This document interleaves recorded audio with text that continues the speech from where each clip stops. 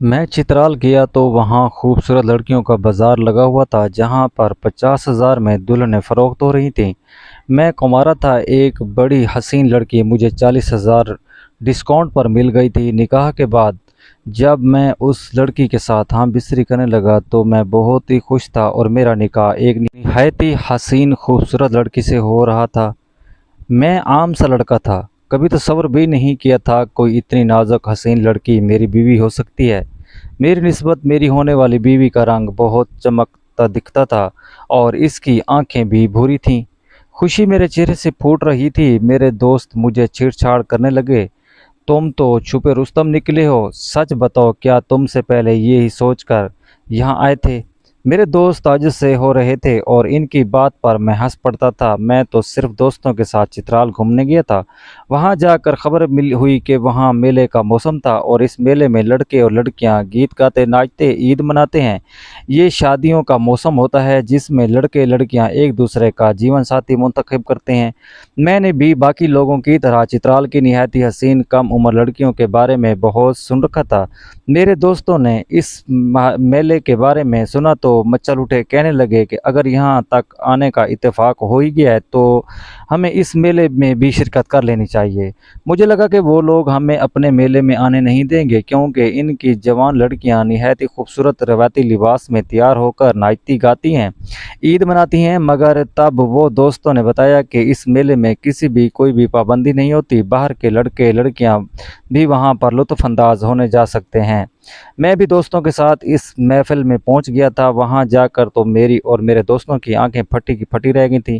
وہاں حسین لڑکیوں کا ایک جہاں آباد تھا، روایتی لباس اور ٹوپیوں میں خوبصورتی سے تیار ہوا لڑکیاں گلے میں بازو ڈالے خوشی سے ناچ رہی تھیں۔ میرے دوست بھی ان میں شامل ہو گئے، ناچنے لگے۔ میں حیرت زدہ ان سب کے دلوں کو حسن مسکراتا دیکھ رہا تھا۔ کچھ ہی دیر بعد تمام لڑکیاں ایک طرف جمع ہونے لگیں۔ ہم وہاں کھڑے ہو گئے۔ لڑکے پوچھ ان کو کیا ہوا؟ کہنے لگا کہ یہ لڑکی اپنے دولہے کی تلاش میں یہاں آئی ہے، اس میلے میں اپنے لیے ہم سفر ڈھونڈ رہی ہے، ان کی مرضی اور پسند سے شادی کی جائے گی۔ میں نے حیرت سے کہا، ان کو لڑکا پسند کرنے کی اجازت ہے؟ وہ کہنے لگا، جی ہاں، سب کو جو بھی پسند آئے گا وہ اس کے ساتھ شادی کر لے گی۔ ہمارے والدین اس بات کی پوری اجازت دیتے ہیں۔ ہم حیران ہوئے کیونکہ ہمارے ہاں اس بات کو غیرت کا مسئلہ بنایا جاتا ہے۔ میرا دل پوری شدت سے دھڑک اٹھا تھا اور وہ ایک بڑا کر ایک انسان خوبصورت لڑکی تھی، ان کے رنگ سورج کی روشنی میں چاند کی طرح دمک رہا تھا۔ میں نے مذکورہ دوستوں سے کہا کہ اگر وہ لڑکی اپنے لیے دولہا تلاش کر رہی ہے تو پھر ہمیں بھی قسمت آزمانی چاہیے، کیا خبر کسی کے دل میں ہم اتر جائیں۔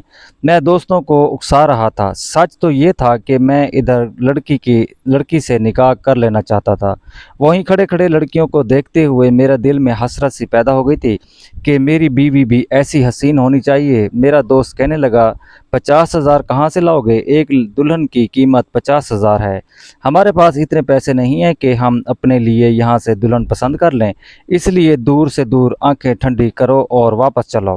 میرے دوست مجھے حقیقت سے آگاہ کر رہے تھے کہ جب 50,000 کی رقم کا سن کر ٹھٹکر گیا اور بہانے سے میں نے اپنے بٹوے کو نکالا اور پیسے چیک کرنے لگا۔ میں نے اپنی تعلیم کے ساتھ ساتھ الگ سے آن لائن کمائی بھی کرتا تھا۔ دوستوں کے ساتھ گھومنے پھرنے کے لیے میں نے اچھی خاصی رقم جمع کی تھی تاکہ میں سفر میں کسی مصیبت کا شکار نہ ہوں۔ مجھے لگا وہی رقم میرے کام آ سکتی ہے، مگر رقم گننے کے بعد مجھے مایوسی ہوئی کہ میرے پاس تو صرف 40,000 تھے۔ کچھ رقم پہلے چترال آنے تک خرچ کر بیٹھا تھا۔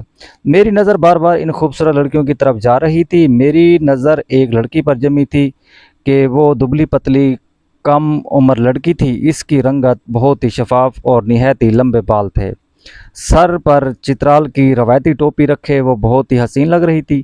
ان کا بار بار شرمانا اور ہنسنا میرے دل میں اتر رہا تھا۔ میں بے قرار سا اٹھ کھڑا ہوا اور دوستوں نے پوچھا تو دل کا بہانہ کر کے میں وہاں سے چلا گیا۔ زندگی میں پہلی بار تو لڑکی نہیں دیکھی تھی، تو یونیورسٹی میں بھی میرے ساتھ کئی خوبصورت لڑکیاں پڑھتی تھیں، مگر وہ لڑکی میرے دل میں گھس گئی تھی۔ میں بہانے سے اس کے پاس گیا اور اس سے سلام دعا بڑھانے لگا۔ وہ اعتماد سے میری ہر بات کا جواب دینے لگی۔ میں نے بہت کوشش کی کہ میں اس کی دل میں ٹھہر جاؤں۔ میں چاہتا تھا خود مجھے پسند کر لے۔ میرے پاس 50,000 نہ تھے مگر 40,000 میں اس وقت دینے کو تیار تھا۔ میں بہت ہی خوبصورت نہیں تھا مگر اچھا پناوا اور نرم لہجہ مجھے لڑکیوں میں مقبول کرتا تھا۔ وہ لڑکی بھی میری طرف متوجہ ہوئی تھی۔ میں نے پسندیدگی کا اظہار کیا تو اس نے میری شادی کی آفر قبول کر لی۔ پیسوں کی بات ہوئی تو پتہ چلا وہ 50,000 شادی کے خرچ کے لیے لیتے تھے۔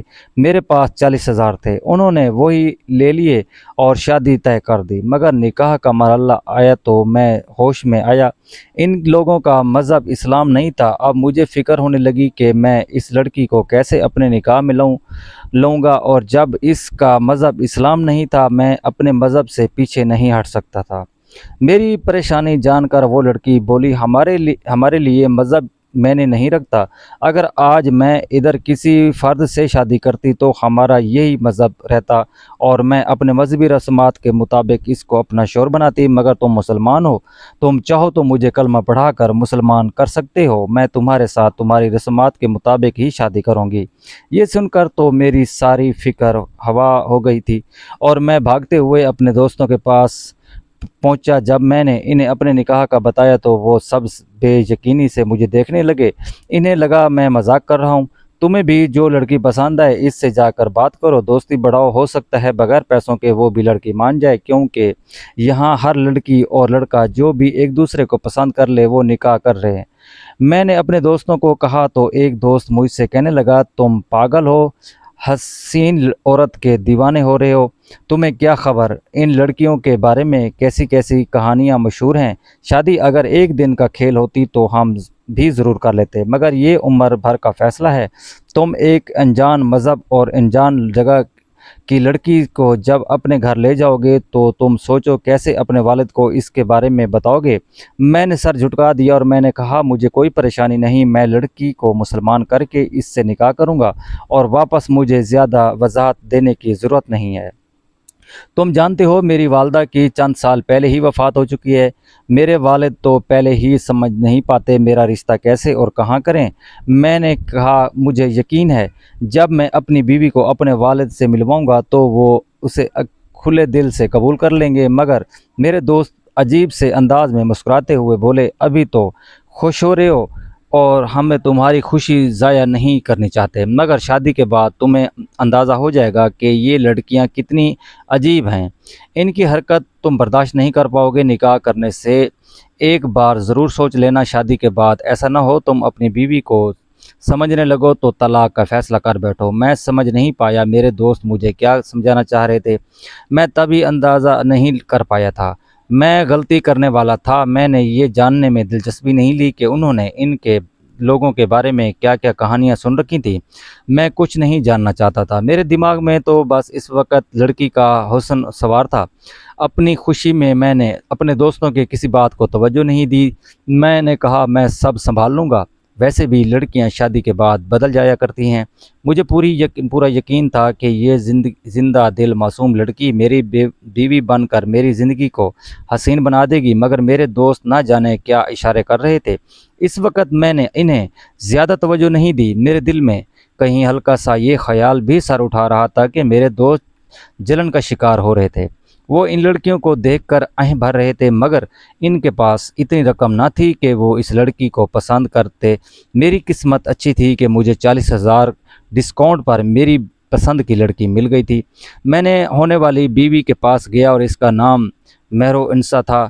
مہرو انسا نے مجھے سے کہا کہ تم مجھے کلمہ پڑھا دو، میں مسلمان ہو جاؤں گی، مگر ہماری شادی آج نہیں ہو سکتی، تمہیں 2 دن انتظار کرنا پڑے گا۔ میں حیران ہوا۔ میں نے تو سنا تھا کہ لڑکیاں لڑکا پسند آتے ہی اس سے نکاح کر لیتی ہیں۔ کہنے لگی، ایسا ہی ہے، میں تم سے نکاح کروں گی اور مجھے کوئی بھی منع نہیں کرے گا، مگر اس سے پہلے ہماری ایک روایت ہے، اس کے بعد میں تمہیں ملوں گی۔ میں نے کہا، ایسی کیا روایت ہے؟ وہ کہنے لگی، میں آج گھر جا کر اپنے گھر والوں کو یہ پیغام دے دوں گی کہ میں نے اپنے لیے لڑکا پسند کر لیا ہے اور اس کے ساتھ भाग जा रही हूँ, मुझे तुम लेने आ जाना, मैं तुम्हारे साथ घर से भाग जाऊंगी। लड़की की बात सुनकर मुझे झटका लगा। मैं बुखला कर बोला, तुम्हें घर से भागने की क्या ज़रूरत है? मैंने कहा, मैं तुम्हें पैसे दे रहा हूँ, हम एक दूसरे को पसंद करते हैं, मैं शादी करेंगे तो फिर छुपाने की क्या ज़रूरत है? मैं तो बुखला गया था। मैं नहीं जानता था कि ये लोग अपनी लड़की को भगाने के इल्ज़ाम में मुझे मार पीट करते, मगर मेहरुन साहब मेरी बात पर हंसने लगी। बोली, फ़िक्र मत करो, मैं किसी से नहीं छुपा रही, बस इतला दूंगी कि मैं घर से भाग रही हूँ। ये हमारी रवायत है, कोई मुझ पर गुस्सा नहीं करेगा। हाँ, तुम्हारी इजाज़त से कल परसों मेरे वालिदैन मुझे घर ले जाएंगे और फिर हम दोनों रस्म रिवाज के मुताबिक शादी करेंगे। मगर पहली रात मुझे तुम्हारे साथ भागना होगा। मेरी मोहब्बत का ये ऐलान होगा कि मैंने तुम्हें चुन लिया है। मोर इंसा की बातों ने मुझे घुमा कर रख दिया था। मैंने अपनी ज़िंदगी में ऐसी अजीब रवायत कभी नहीं सुना था, मगर मुझे इस लड़की से शादी करनी थी, इसलिए मैंने खामोशी से सारी ला गया। और इस रात मेरे इंसा को लेने पहुंचा तो वो मेरी मंजर मुंतज़र थी। मैं उसे घर से भगा लाया। अपनी हरकत पर मुझे खुद हंसी आई थी। मैं जिस माशरे में पला पढ़ा था, वहाँ घर से भागी हुई लड़की को सारी ज़िंदगी इस बात पर जलील किया जाता था कि मगर यहाँ लड़की भगाने पर कोई खून खराबा नहीं हुआ था। तब खुशी में इस अजीब सी रस्म से लुत्फ़अंदाज़ हुआ। मैंने नहीं सोचा था मेरी ज़िंदगी में आगे क्या होने वाला है। अगले रोज़ मेहरुनिसा के वालिदैन लड़की को अपने साथ घर ले गए। मैंने इन्हें बताया, मैं मेहरुनिसा को मुसलमान कर दिया है, इससे निकाह करना चाहता हूँ। तो उन्होंने अपने पुराने रस्म रिवाज और एक तरफ रख दी और मैंने मेहरुनिसा से निकाह कर लिया। मैं बहुत ही खुश था। मेरे दोस्त अभी वहाँ घूमना चाहते थे, मेरी भी वापसी का इरादा नहीं था। मैंने एक छोटे से रेस्टोरेंट में हाउस में क़याम किया। मैं घूमने के लिए आया था, अपनी पसंद लड़की को बीवी बना बैठा था। मैंने इन दोनों हवाओं में उड़ने लगा तो मेरी बीवी ने मेरी ज़िंदगी में शामिल होकर मेरी ज़िंदगी को मज़ीद खूबसूरत बना दिया था। 4 दिन हमने बगैर किसी परेशानी के गुजारे, मगर 5वें रोज़ मेरी बीवी कुछ संजीदा सी लगी। मुझसे पूछने लगी, तुम अभी यहीं रुकोगे या जल्दी वापस जाना चाहते हो? इसके सवाल पर चौंक गया। इससे कहा, मैं अभी फ़ारिग हूँ, कुछ दिन यहीं रुकूंगा। वो जो अब्बा सोच में गुम हो गई थी, मैं उसे देखता जा रहा था। सादगी में इसका हुस्न मज़ीद नुमाया हो रहा था। इन 4 दिनों में उसने मुझे अपना दीवाना बना लिया था, मगर इसके चेहरे की सोगवारी मुझे ठटका गई थी। शायद मैं उसे घर नहीं ले जा रहा था, वो इसलिए घबरा रही थी। उसे तसल्ली देते हुए मैं इसके करीब होने लगा तो अचानक इसने मुझे दूर झटका दिया और इस रात ऐसी हरकत की कि मैं सकन रह गया। अगले रोज़ मैं घबरा हुआ दोस्तों के पास गया। वो सब हसीन वादियों के नज़ारों में खोए हुए थे। मुझसे पूछने लगे, तुम्हारी शादी कैसे गुजर रही है? मैं परेशान था। दोस्तों से कहा कि निकाह से पहले मुझे इन लड़कियों के बारे में कहा बताना चाहते थे। शादी के 4 दिन बाद अचानक से इनसे सवाल कर रहा था। इनकी हैरत बजा थी। कहने लगे, तुम्हें क्यों ज़रूरत पड़ गई? लगता है तुम्हारी बीवी ने अपनी असलियत ज़ाहिर कर दी है। इनकी बात पर मुझे गहरी रात का लम्हा याद आया जो मेरी बीवी ने मुझे झटका दिया था और वो अपना सामान बांध कर घर से चली गई थी। वो जाते हुए बोली, मैं तुमसे 1 हफ्ते बाद मुलाकात करूंगी। मैं घबरा गया था। उसे रोकने की कोशिश की तो पूछता रहा वो कहाँ गई, मगर वो तेज़ी से एक गाड़ी में बैठी वहाँ से जा चुकी थी। मैं ये भी नहीं जाना पाया कि वो मेरी बीवी कहाँ गई थी। वो बहुत जल्दी में लग रही थी। मैं ये बात अपने दोस्तों को नहीं बता पाया। मैं नहीं चाहता था कि मेरे दोस्त इस बात पर मेरा मजाक उड़ाते, मगर मुझे एहसास हो गया था कि मैं गलती कर बैठा हूँ। मैंने एक मेले में नाचती हुई लड़की को पसंद किया था, मगर मेरे लिए इसके माजी की कोई अहमियत नहीं थी। लेकिन शादी के बाद मेरी बीवी का अचानक गायब हो जाना मेरी समझ से बाहर था। 2-3 रोज़ बीवी का इंतज़ार करता रहा, इसकी कोई खबर नहीं हुई। इसके घर जाकर पूछा तो इसकी माँ लापरवाही से बोली, मेरो इंसा विशाली गई होगी। मैं नहीं जानता था वो किस जगह का जिक्र कर रही थी, मगर मुझे तो इनका रवैया बुरा लगा था। मैं बदल हो गया था और सोचा, मैं शादी की बुनियादी इतनी बड़ी थी कि वो कामयाब कैसे होती। मैंने अपनी शादी का बाप को खबर तक नहीं होने दी थी कि मर्दों के दरमियान नाचती लगाती अनजान लड़के से मोहब्बत और ईमान इज़्ज़त सब निकाह करने की बजाय मैं घर से भागे थे। 4 دن لڑکی ٹھیک رہی مگر پھر اچانک بدل گئی۔ میرا دل ٹوٹ گیا۔ دوستوں سے واپسی چلنے کو کہا۔ میری خاموشی میرے دوستوں پر سب واضح کر گئی۔ میں ہنستا مسکراتا پرجوش سا اس وادی میں پہنچا تھا مگر واپسی پر دل خالی ہو گیا تھا۔ میں میرونسا سے محبت کر بیٹھا تھا۔ واپسی پہنچا تو اپنی زندگی میں خود کو اتنا مصروف کر لیا کہ سر گنجانے کی فرصت نہ ہی رہی۔ میرے والد پریشان ہوئے۔ میں گمسم رہنے لگا تھا، زیادہ بات چیت نہیں کرتا تھا۔ میرونسا کے بے وفائی نے مجھے کسی قابل نہیں چھوڑا تھا۔ مجھے بار بار یہی خیال آتا تھا، وہ لڑکی مجھے بے وقوف بنا کر مجھے پر ہنستی ہو گئی۔ میں اپنے خاندان کا سب سے ذہینی لڑکا تھا جو ایک چھوٹی سی لڑکی کے ہاتھوں پاگل بن گیا تھا۔ مجھے تو لگا تھا وقتی تو پسندگی تھی مگر میرونسا کی محبت میرے اندر چڑھ پھیلا چکی تھی۔ اس کی بے وفائی کے باوجود میں اسے بھول نہیں پایا تھا۔ میرے والد میری تبدیلی پر بہت ناخوش تھے اور میری اس اداسی کی وجہ پوچھتے تھے مگر میں نے انہیں کچھ نہیں بتایا تھا۔ میرا جلد آخری سسٹم شروع ہو گیا تھا تو میں نے خود کو پڑھائی میں مصروف کر لیا تھا۔ گھر میں صرف میں اور میرے والد رہتے تھے۔ کام کرنے کے لیے ایک ملازم رکھی ہوئی تھی۔ ایک روز ملازمہ نے میرا سفری بیگ کھولا تو اسے کچھ سامان ملا۔ مجھ سے کہنے لگی، صاحب آپ کے سامان میں کوئی خط پڑا ہے۔ میں مصروف تھا، لاپرواہی سے کہا، میرا ضروری سامان الماری میں رکھ دینا، میں بعد میں سب چیک کر لوں گا۔ میں تب پریشانی کا شکار تھا اس لیے اس کی بات کو زیادہ توجہ نہیں دی۔ ملازمہ ادب سے سارا سامان الماری میں رکھ کر چلی گئی۔ آخری سسٹم تھا۔ میرے دماغ سے اس خط کا خیال بالکل نکل گیا تھا۔ ڈگری لیتے ہی میں نے ایک ایسی جگہ پر نوکری کرنے کے لیے انٹرویو دیا۔ میری قسمت اچھی تھی کہ میرا انٹرویو پاس ہو گیا اور میں جاب کرنے لگا۔ اس تمام عرصے میں نہایت اور مصروفیات کے باوجود میرے دماغ سے کبھی میرونسا کا خیال نہیں تھا۔ مجھے چترال سے واپس آئے سال بھر ہو چکا تھا مگر آج بھی میرونسا کی یاد آتی تھی تو دل درد سے بھر جاتا تھا۔ میں اسے جب یاد کرتا اپنے خالی پن کا الزام دیتا اور اسے بد دعا دیتا کہ وہ کبھی خوش نہ رہے۔ میرے دوست اس سفر کو بھلا چکے تھے، سب اپنی اپنی زندگیوں میں مگن ہو چکے تھے مگر میں اپنی زندگی کے 2-4 دن کبھی بھلا نہیں پایا تھا۔ مجھے لگا تھا میرونسا اپنی زندگی میں خوش ہوگی، میرے طرح چترال میں میلہ دیکھنے کے لیے آئے نوجوانوں کو اپنے حسن سے بے قابو کر کے پیسہ لوٹ رہی ہوگی۔ میں نے اس سے جب بھی سوچا اس کا یہی خاکہ میرے دماغ میں ابھرا تھا کیونکہ مجھے یقین تھا اس شادی میں صرف میں مخلص تھا۔ میں زندگی کے سفر میں آگے بڑھتا جا رہا تھا، ہر قدم پر کامیابی حاصل ہو رہی تھی مگر محبت میں شدید ناکامی کا سامنا کرنا پڑا۔ ایک روز والد نے مجھ سے اپنے عزیز دوست کی بیٹی کا ذکر کیا۔ کہنے لگا، میں تمہارا رشتہ دوست کی بیٹی سے کرنا چاہتا ہوں، وہ پڑھی لکھی ہے اور بہت سادہ سی لڑکی ہے لیکن میں نے تمہیں ہمیشہ پسند سے شادی کرنے کا اختیار دیا ہے، اس لیے میں ایک بار تم سے پوچھنا چاہتا ہوں، اگر تمہاری زندگی میں کوئی لڑکی ہے تو مجھے بتا دو، اسے تمہاری شادی کروا دوں گا۔ مجھے فرق نہیں پڑتا وہ لڑکی غریب گھرانے کی ہے یا امیر، مجھے صرف تمہاری خوشی عزیز ہے۔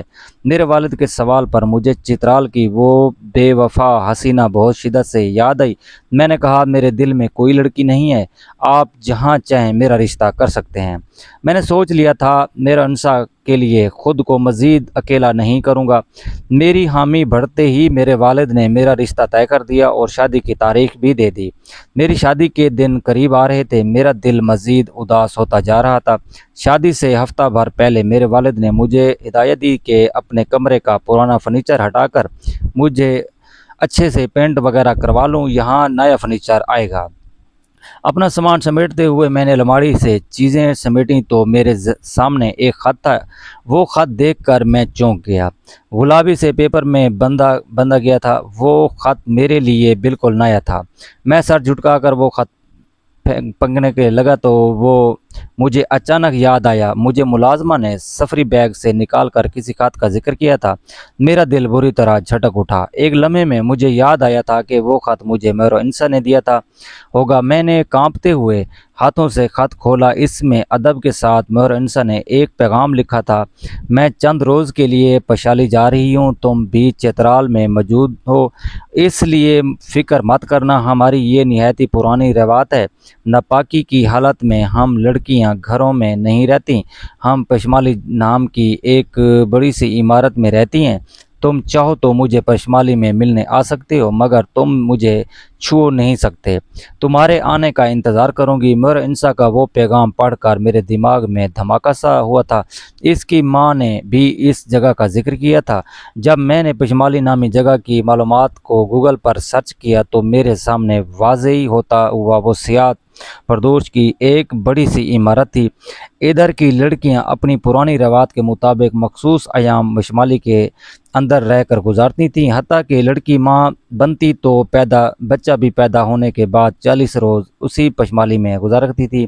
پشمالی کو مقدس جگہ مانا جاتا تھا۔ مردوں کو پشمالی کی دیواروں کو چھونے کی بھی اجازت نہ تھی۔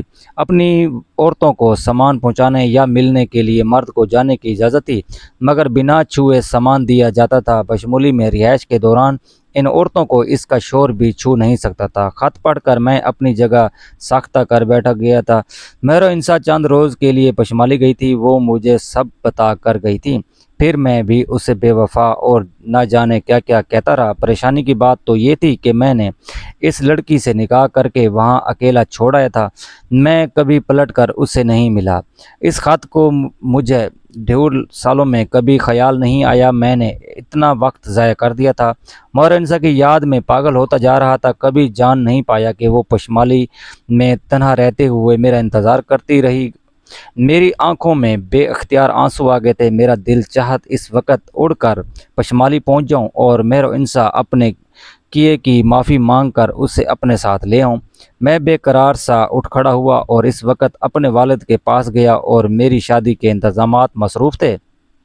میں کچھ روز کے لیے چترال جانا چاہتا ہوں۔ میرے اچانک جملے پر میرے والد نے ٹھک کر مجھے دیکھا اور ہفتے بعد میری شادی ہے، مگر گھر میں شادی کی تیاریاں ہو رہی ہیں اور تمہیں چترال اچانک کیا کام پڑ گیا؟ میرے والد نے حیرت سے سوال کیا۔ پلیز مجھے جانے کی اجازت دیں، میرا جانا بہت ضروری ہے، مگر میں اب بھی نہ گیا تو بہت دیر ہو جائے گی۔ میں نے بھی ساری زندگی پچھتانا ہوگا، کبھی چین نہیں ملے گا۔ مجھے ایک بار جانے دیں۔ میں اپنے والد سے منتیں کرتا بے ساختہ رو پڑا تھا۔ وہ بکھلا گئے۔ اپنی باشعور زندگی میں پہلی بار میں نے اس طرح اپنے باپ کے سامنے کسی بات پر رویا تھا۔ گھبراؤ بیٹا مت، پیچھے سب سنبھال لوں گا۔ اگر تمہارا جانا بہت ضروری ہے تو تم چلے جاؤ۔ میرے والد نے اجازت دی۔ میں نے اپنے چند جوڑے رکھے اور فوراً ٹکٹ کروا کر چترال کی طرف روانہ ہوا۔ میں جانتا تھا کہ وہ بہت لمبا سفر تھا، مگر میں پہلی فرصت میں ہی مہر انسا کے پاس پہنچنا چاہتا تھا۔ چترال کی وادی کی بشمول قدم رکھتے ہی میں سیدھا مہر انسا کے گھر پہنچ گیا۔ میرے دستک دینے پر مہر انسا کے والد باہر آئے۔ وہ بہت ہی بزرگ اور کمزور لگ رہے تھے۔ مجھے دیکھ کر ٹھک گئے اور پھر ان کے چہرے پر نفرت بھرے اثرات پھیلے تھے۔ میں شرمندگی سے سر جھکا گیا۔ میں جانتا تھا اپنی بیٹی کی بے وقتی اور دنوں میں سے نفرت کرتے ہوئے میں نے بات کرنے کی کوشش کی تو وہ بوڑھا بولا، ہمارا تم سے کوئی واسطہ نہیں ہے، تم یہاں کیا لینے آئے ہو؟